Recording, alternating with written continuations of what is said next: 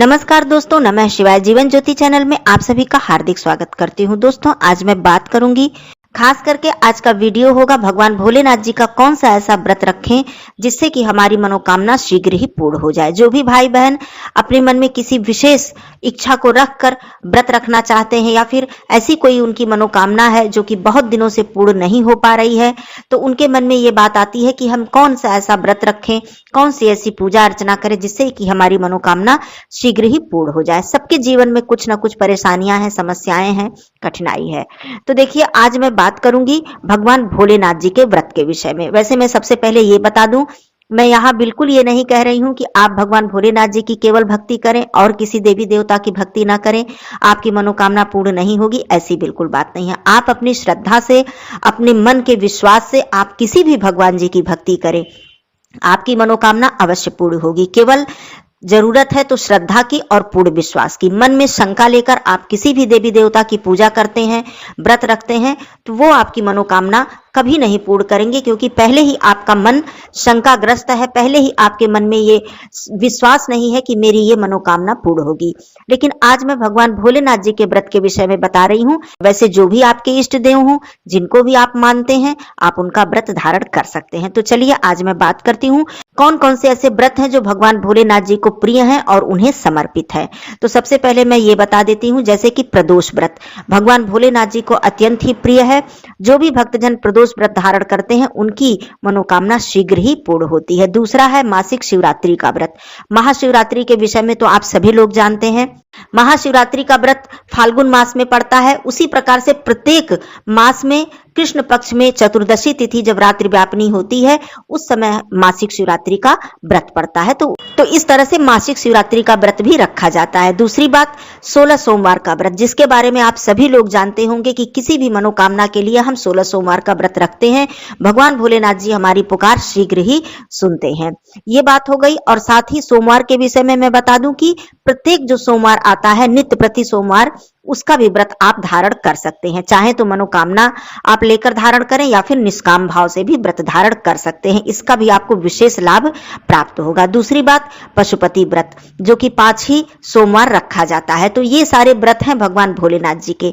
तो इनमें से आप जो भी व्रत रखना चाहें, जो भी आपकी श्रद्धा हो, जो भी अपनी अंतरात्मा से आपकी इच्छा हो, वो व्रत आप रख सकते हैं। देखिए, प्रदोष व्रत के बारे में कहा गया है कि जो भी भक्ति भाव से प्रदोष व्रत आरंभ कर देते हैं और अपनी मनोकामना को लेकर, खास करके संतान प्राप्ति के विषय में, जिन भी बहनों को संतान प्राप्ति की इच्छा है और बहुत सारे उपाय आपने कर लिए हैं, नहीं आपकी संतान प्राप्ति की इच्छा पूर्ण हो रही है, तो आप एक बार प्रदोष व्रत करके अवश्य देखें। ये मैं बिल्कुल विश्वास के साथ कह रही हूं। आप अपनी पूर्ण श्रद्धा और विश्वास से प्रदोष व्रत अवश्य करें।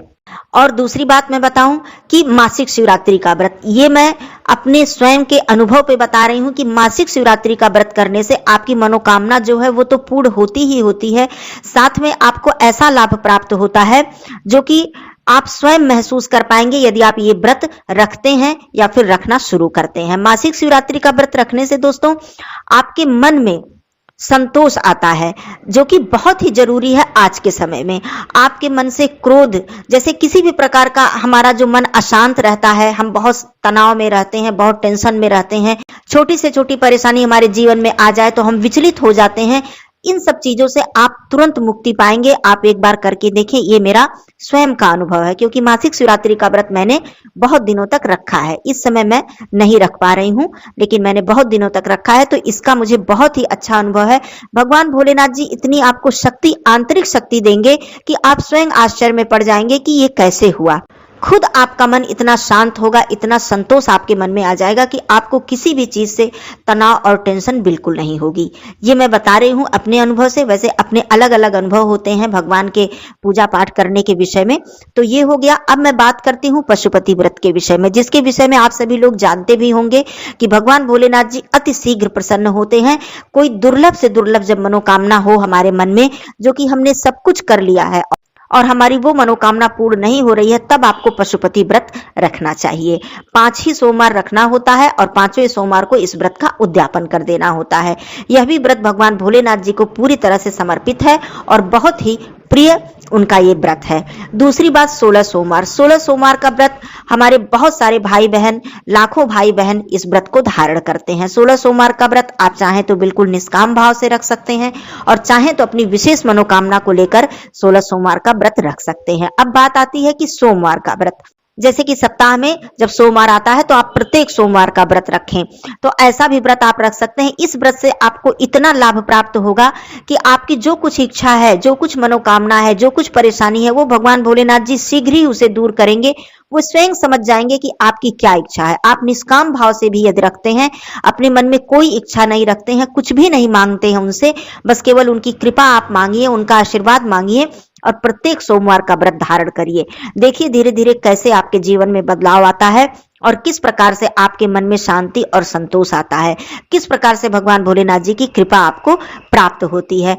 दोस्तों, भगवान भोलेनाथ जी की पूजा अर्चना यदि आप करना शुरू कर दें और पूरी तरह से अपना जीवन उनको समर्पित कर दें, अपना दुख सुख कि भगवान बस आप ही अब हैं, मेरे सहारा आप ही देखिए, आप ही जानिए, मैं कुछ नहीं जानती हूं, मैं कुछ नहीं जानता हूं, बस मैंने अपने आप को आपके चरणों में समर्पित कर दिया है।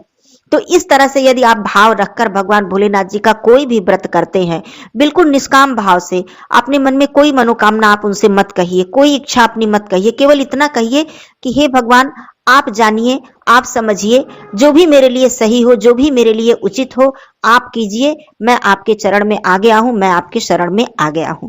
इस तरह से आप अपने मन में भाव रखकर भगवान भोलेनाथ जी की भक्ति कीजिए, या फिर जो भी आपको व्रत, आपकी श्रद्धा हो, आप कोई भी एक व्रत इसमें से उठा लीजिए और उसे आप करिए नियमित रूप से, उनकी पूजा अर्चना करिए। भगवान भोलेनाथ जी की पूजा प्रदोष काल में करने से हमें विशेष लाभ की प्राप्ति होती है। जब आप कोई व्रत उठा लेते हैं तो आप एक समय कम से कम मंदिर अवश्य जाएं, सुबह और शाम दोनों समय जा सकते हैं तो और अच्छी बात है, नहीं तो एक समय आप मंदिर अवश्य जाएं और किसी भी शिव मंदिर में जाकर आप जलाभिषेक जरूर करें या फिर पंचामृत से अभिषेक करें।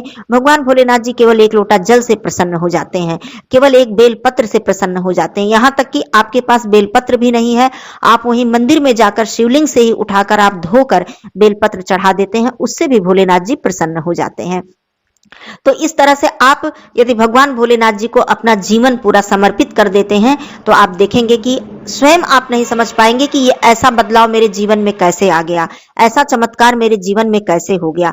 ये मैं स्वयं अपने अनुभव से बता रही हूं। दोस्तों, आपकी यदि श्रद्धा है या फिर आपकी कोई ऐसी मनोकामना है, दुर्लभ से दुर्लभ मनोकामना है जो कि बहुत कुछ आपने कर लिया, नहीं पूर्ण हो रही है, तो एक बार आप भगवान भोलेनाथ जी की शरण में अवश्य जाइए और जाकर देखिए कि क्या चमत्कार आपके जीवन में होता है। दोस्तों, मैं यहाँ पर यह भी बता दूं कि पूर्णिमा व्रत, जो पूर्णिमा का व्रत होता है, ये वैसे तो भगवान विष्णु जी और माँ लक्ष्मी जी को पूरी तरह से समर्पित है। चंद्रदेव जी की पूजा हम इसमें करते हैं विशेष रूप से, लेकिन पूर्णिमा का व्रत करने से भी भगवान भोलेनाथ जी की विशेष कृपा हमें प्राप्त होती है। पूर्णिमा का व्रत करते हुए आप भगवान शिव जी को उस दिन जलाभिषेक करें या फिर गंगा जल या कच्चे दूध से उनका अभिषेक करें। साथ में उस दूध में आप कुछ मीठा, चीनी इत्यादि मिलाकर मीठे दूध से उनका अभिषेक करें।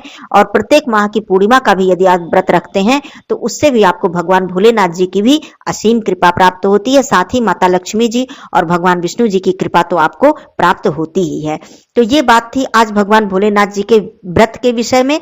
आप जरूर करें और इसका चमत्कार आप स्वयं अपने जीवन में महसूस कर पाएंगे। दोस्तों, वीडियो यदि अच्छी लगी हो तो इसे एक लाइक जरूर कीजिएगा, अपनों में इसे शेयर भी आप कीजिएगा कि इससे कोई लाभ उठा सके, तो ये बहुत अच्छी बात है।